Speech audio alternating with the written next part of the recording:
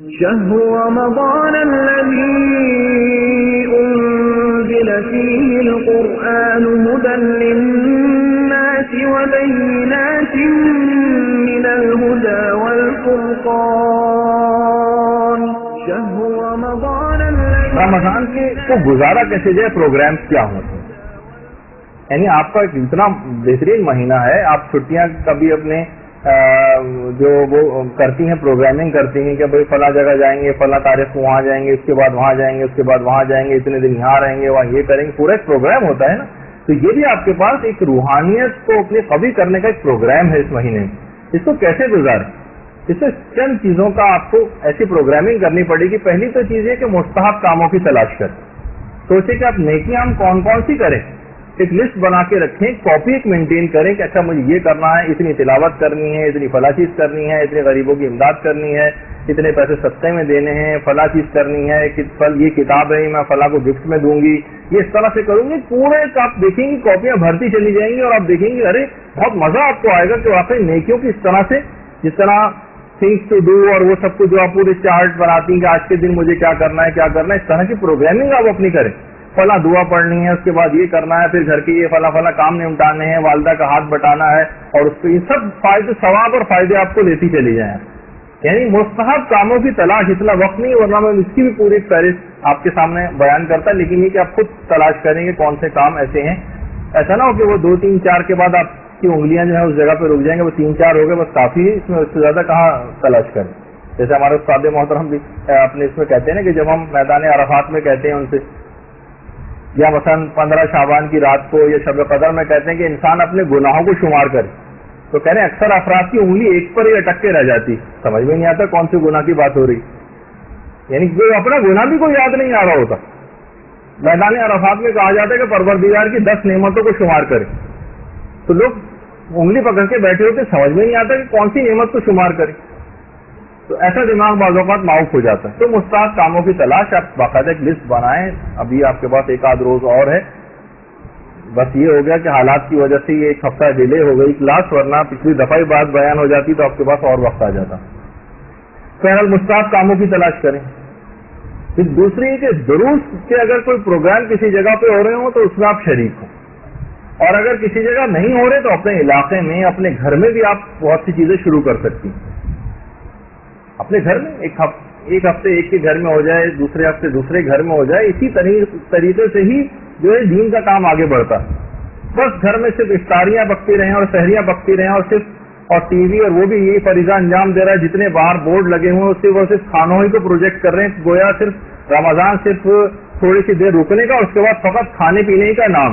میں کتاب بھی ایک دفعہ خرید کے لے کر آیا تھا، ایک عام مسلمانوں کے بک اسٹال وہاں پہ تھی، اکابر کا رمضان. اس میں ڈھونڈ میں اپنے شوق میں لے کر آئے کہ دیکھیں اس سے کیا کیا کرتے رہے ہیں. بہت سارے افراد کو پتہ ہے کھانوں ہی کی تفصیل لکھی ہوئی تھی ساری، شہری میں یہ اور افطار میں یہ اور فلاں چیز میں یہ. تو صرف کھانے پینے کی طرف متوجہ نہیں ہونا چاہیے، بلکہ اور چیزوں کی طرف بھی انسان متوجہ ہو کہ اس مہینے کو میں کیسے گزاروں. تو دروس کے ایسے پروگرامس میں یقیناً معرفت کی باتیں ہوں گی، اس میں احکامات بیان کیے جائیں گے، اس میں انسان کی روحانیت کو قوی کرنے والی بہت سی چیزیں ہوتی ہیں.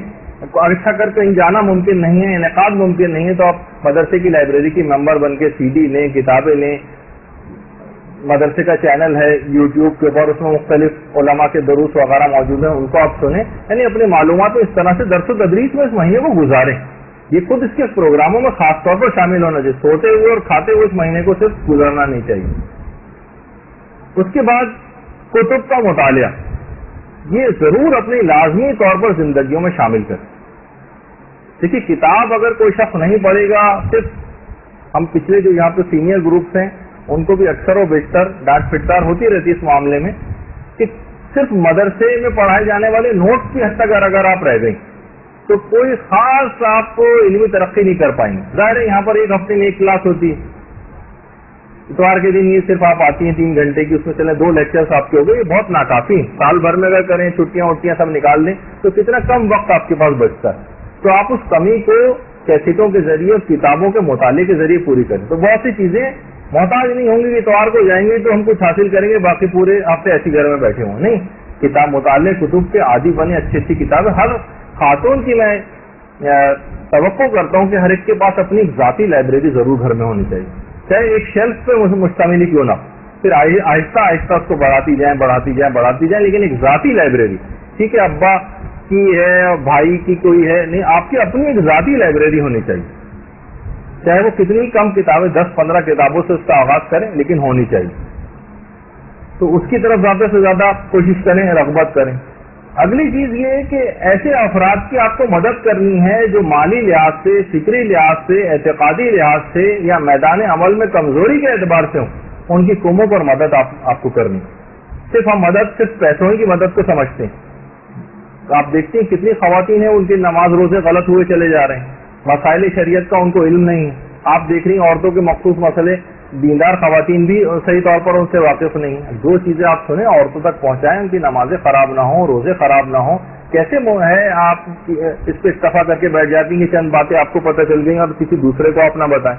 اس ماہ مبارک میں کمزوروں کی مدد، کمک، چاہے وہ عقائد کے اعتبار سے کمزور ہوں ان کی مدد کریں، عمل کے اعتبار سے کمزور ہوں ان کی مدد کریں، فقہی اعتبار سے کمزور ہوں ان کی مدد کریں، بہت ساری چیزوں کے اندر مالی لحاظ سے ان کی بھی کریں، لیکن صرف ہمارے یہاں مدد کرنے کا مفہوم فقط اور فقط پیسے کے اعتبار سے ہی ہو جاتا ہے۔ وہ تو آج آپ کو 10 کروڑ روپے بھی دے دیے جائیں تو ایک گھنٹے میں اتنے مستحقین ہوں گے کہ اگلے گھنٹے میں پھر 10 کروڑ کی ضرورت آپ کو پیش آئے گی۔ تو پروردگار عالم ہی سب کی ضرورتوں کو پورا کرنے والا ہے کتنا بھی، لیکن جتنی ہمارے اندر اپنی حیثیت ہے، چاہے وہ مال کے اعتبار سے ہو، چاہے وہ علم کے اعتبار سے ہو، اپنے ریسورسز کو استعمال کرنے کے اعتبار سے ہو، آپ کی چند عورتوں کے اندر سے ہے، آپ مجالس پڑھنے جاتی ہیں، 2-4 لوگ آپ کے نگاہ میں ہیں، کچھ غریب ہیں ایسے، کچھ کو کتابوں کی ضرورت ہے، کسی کو کچھ ہے، آپ اپنے وسائل کو بروئے کار لائیں، کسی سے کیش سن کر بھی آپ مدد کروا سکتے ہیں، ضروری نہیں کہ آپ کے پاس اپنا ہی اتنا کچھ موجود ہو اور ہر ایک کو اپنی جیب سے ہی آپ مدد کرنی، اپنے تعلقات کو استعمال کریں، اپنی جاہ کو استعمال کریں دین کے کاموں کے لیے۔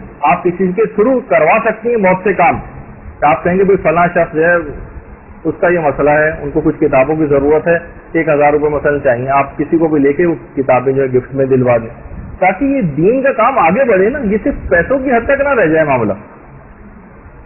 مثلا بہت سے لوگ ہوتے ہیں جیسے اکثر مولانا رضا داؤدانی صاحب تھے، ان کے پاس بہت سے افراد خواتین ہیں، پردہ مکمل نہیں ہے ان کا، اور جناب مرد حضرات ہیں داڑھی نہیں ہے، اور سید ان کے پاس، وہ خود فرماتے ہیں کہ لوگ آتے ہیں ہمارے پاس تو ہم سے کہتے ہیں بھائی صاف صاف بات ہے کہ آپ نے اپنا حق خود ختم کر لیا، جو کھلا گناہ کرے اسے سہم سعادت نہیں دیا جا سکتا، تو آپ اپنے ہولیے کو صحیح کریں، داڑھی وغیرہ رکھے گئے، کتنے ہی افراد ایسے ان کو یہ مسئلہ بتائے گا، چاہے انہوں نے شاید بہت سے افراد ہیں لالچی کے تحت داڑھی رکھ لی کہ ہماری تاکہ مدد ہوتی رہے، ان عورتوں نے پردہ کرنا شروع کر دیا ہو، لیکن ایک بات آپ کچھ پیغام تو آگے پہنچائیں نا، تاکہ لوگوں کو احساس ہو کہ بہت سارے افراد حق رکھنے کے باوجود بھی اپنے آپ کو بہت سے گناہوں کے باعث اپنے حقوق سے خود محروم ہو جاتے ہیں، اپنے آپ کو محروم کر لیتے ہیں بہت سی وجوہات کی بنا پر۔ تو یہ ایک ایسی چیز ہے، یعنی کمزور لوگوں کی مدد جس میں ساری چیزیں شامل ہو جاتی ہیں۔ آپ باقاعدہ اسے سننے کی حد تک، یہ نوٹس بنانے کی حد تک نہ رہے گا جب تک عمل نہ کریں، ورنہ یہ سب بیکار، ورنہ تو کتابیں کے قبرستان بھرے پڑے ان تمام چیزوں کے اذکار سے، وہ لے کے آپ بھی شیلف کے اندر بھر لیجیے، اگر عمل نہیں کرنا تو بالکل فائدہ نہیں۔ اچھا، پھر اس کے بعد ایک چیز آتی ہے اور وہ ہے روزانہ کی جو دعائیں، یہ بھی بہت اہم ہے۔ ایسا نہ ہو کہ صرف عمل کے لیے بہت ساری چیزیں آپ کریں کہ بھائی میں فلاں کی مدد کر رہی ہوں، فلاں یہ کر رہی ہوں، اور دعاؤں سے غافل ہو جائیں۔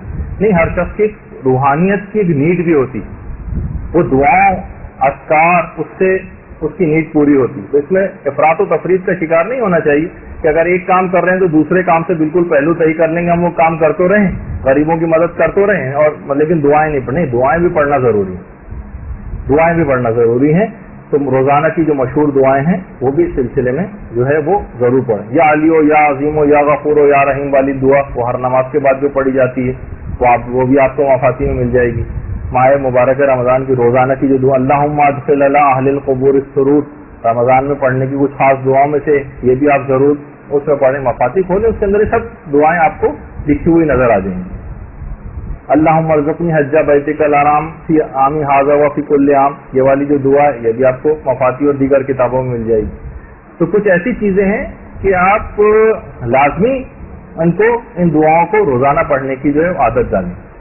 تلاوت قرآن ہے، یہ آپ اس کا انشاءاللہ جب شب قدر کی گفتگو آئے گی اس میں ہم اس کے بہت سارے اسرار و رموز جو علماء نے بتائے ہیں وہ آپ کی خدمت میں بیان کریں گے کہ تلاوت قرآن جو اس مہینے کی بہار ہے، اس میں اس سے بالکل بھی غافل نہ، اور اس کے اندر بھی اس بات کی تفصیل آئے گی کہ بہتوں میں تو متعلق سے یہ بات کہی جاتی ہے کہ لوگ کہتے بھی ہیں اور بات صحیح بھی ہے کہ قرآن کو سمجھ کے پڑھنا چاہیے. وہ کہتے ہیں اگر ہم سمجھ کے پڑھیں گے تو چند آیات سے زیادہ ہم روزانہ نہیں پڑھ سکیں گے. تو کیا بہتر ہے؟ تلاوت تیزی سے کرتے ہوئے چلے جائیں وہ بہتر ہے، یا مثلا چند آیتوں کو تدبر سے اور تفکر کے ساتھ پڑھ لیں؟ تو اکثر علماء کا یہ کہنا ہے کہ ماہ رمضان میں قرآن کو ختم کرنے کا اور تلاوت کو کرتے ہوئے جانے کا اس کی ایک الگ سے بھی تاکید آئی. وہ تو ٹھیک ہے تفکر کریں تدبر کریں، اس کو تو کبھی بھی کوئی نہ کوئی منع کر سکتا ہے، نہ اس سلسلے میں کوئی دو رائے ہیں. لیکن رمضان کی خصوصیت یہ کہ اس میں صرف تلاوت بھی مطلوب ہے. اس کو جو فائدے آپ جس کام کے لیے بھی جس فکر سے بھی آپ تلاوت کر رہی ہیں ٹھیک ہے، وہ اس کے لیے الگ موقع کوئی نکالیے، تفسیر آپ لے کر بیٹھیں اس میں تدبر کریں تفکر کریں درس قرآن سنیں. لیکن خود قرآن کو ختم کرنا اور فقط تلاوت بھی مطلوب ہے چاہے آپ کو کچھ سمجھ بھی نہ آئے.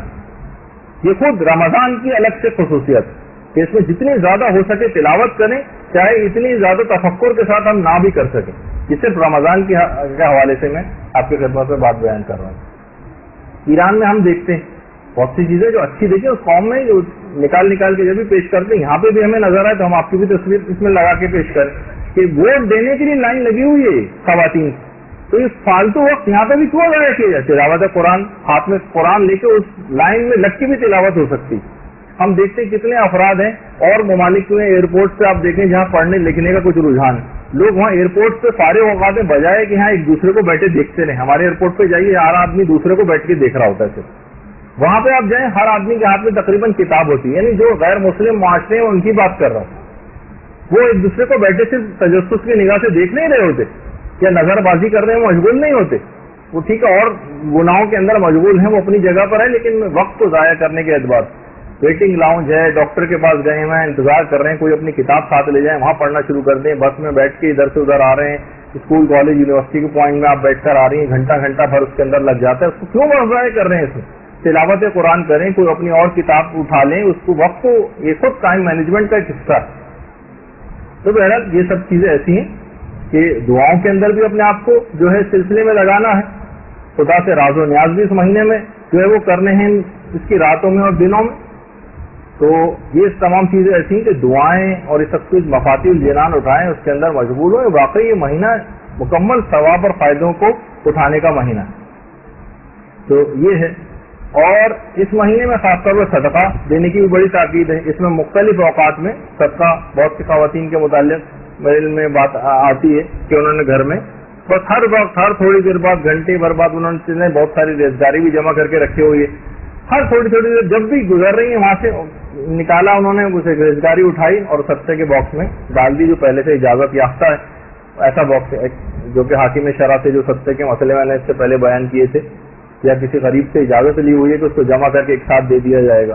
تو ہر موقع ہر لمحے آتے جاتے ہر وقت صدقات کہا جاتا ہے نا روایتوں میں کہ انسان قیامت کے میدان میں اپنے صدقات کی چھاؤں میں ہوگا. یعنی جتنے زیادہ اس نے صدقات دیے ہوں گے اپنی زندگی کو لگائی سے روزگاری جمع کر کے بار بار دن میں، ورنہ ہوتا نا کہ دن میں صبح میں ایک دفعہ دے دی ایک دفعہ رات میں دے دی، نہیں کئی دفعہ بھی دینے کی نیکیوں میں کیا پریشانی ہے کہ اس کو متعدد بار نہیں انجام دیا جا سکتا.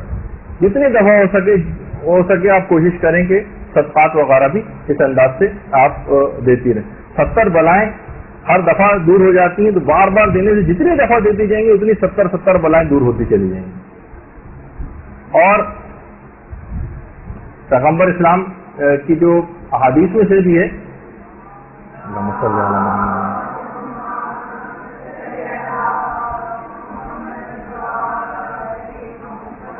کہ گناہ بھی صدقہ دینے سے جو ہے وہ معاف ہوتے ہیں، اور بہت ساری روایت اس سلسلے میں جو ہیں. اور ہمارے 8ویں امام موسیٰ قاسم علیہ السلام کے متعلق فرماتے ہیں اللہم صلی علی محمد،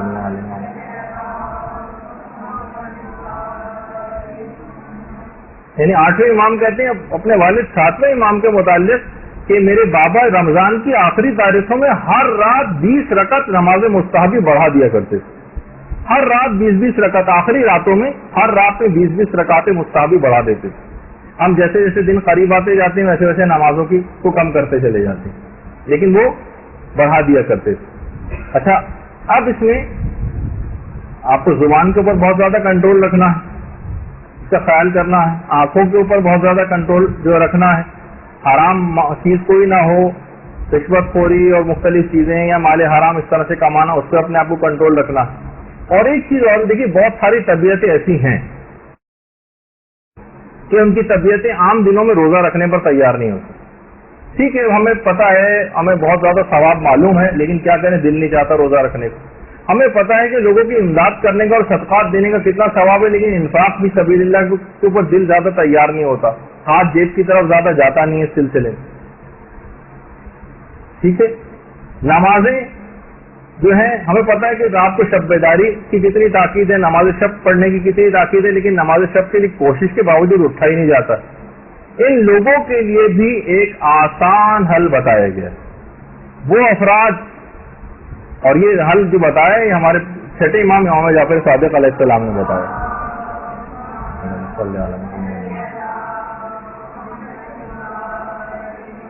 کہ جن کی طبیعتیں انفاق فی سبیل اللہ پر، انہیں صدقات دینے اور مال خرچ کرنے پر راغب نہیں ہوتی، جو راتوں کو اٹھ کر شب بیداری کے اوپر جن کی طبیعتیں تیار نہیں ہوتی، جن سے مستحبی روزہ نہیں رکھا جاتا، امام فرماتے ہیں ٹھیک ہے اگر یہ نہیں کر پاتے تو یہ چاہے یہ چیزیں نہ کریں کیونکہ طبیعت ان کی مائل نہیں ہے اس طرف، لیکن ان کو پھر تسبیحات اربع پڑھنے سے بخل نہیں کرنا چاہیے. ایسے افراد کے جو ان تینوں کام نہیں کر سکتے، ان کو چاہیے کہ کم سے کم، یہ میرے اپنے الفاظ، کہ ان کو چاہیے کم سے کم ایک تسبیح تسبیحات اربع سبحان اللہ والحمد للہ ولا الہ الا اللہ واللہ اکبر، یہ کم سے کم روزانہ ضرور پڑھ لیں. تو ان کی وہ کمی جو یہ صدقات نہ دینے کی وجہ سے روحانیت میں کمی ہو رہی ہے، جو شب بیداری اور نماز شب نہ پڑھنے کی وجہ سے ان کے اندر ایک کمی آ رہی ہے، اور جو مستحب روزے رکھنے سے جو فائدے روحانیت کے حاصل ہو جانے چاہیے تھے وہ حاصل نہیں کر پا رہے ہیں، وہ تسبیحات اربع پڑھنے سے حاصل کر سکتے ہیں.